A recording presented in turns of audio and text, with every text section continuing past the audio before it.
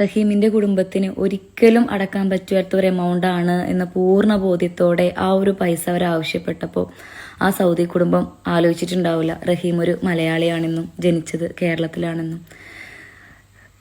രോമാഞ്ചം, അഭിമാനം, സന്തോഷം, എന്താണ് ഇമോഷൻ എന്ന് പറയാൻ പറ്റണില്ല.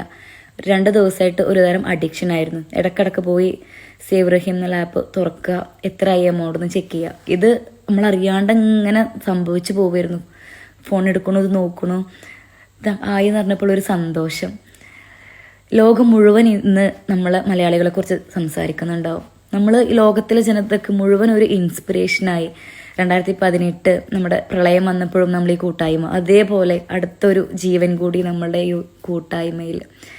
ഭയങ്കര അഭിമാനം ഒരു മലയാളി ആയതിലും, ഈ ഒരു ജനറേഷനിൽ തന്നെ ജനിക്കാൻ പറ്റിയതൊക്കെ അനുഭവിക്കാൻ പറ്റിയതും. ഇനി ഒരു കാത്തിരിപ്പാണ് ആ മനുഷ്യന് എയർപോർട്ടിൽ വന്ന് ഇറങ്ങുന്നതും ആ ഉമ്മയും ആ മനുഷ്യനും തമ്മിൽ കാണുന്നതും. ആ ഒക്കെ ഒരു കാഴ്ച ഇൻഷാ അല്ലാഹ്. അപ്പോൾ അതൊന്ന് ഞാൻ കാണണേ എന്നുള്ളൊരു പ്രാർത്ഥനയിലാണ്.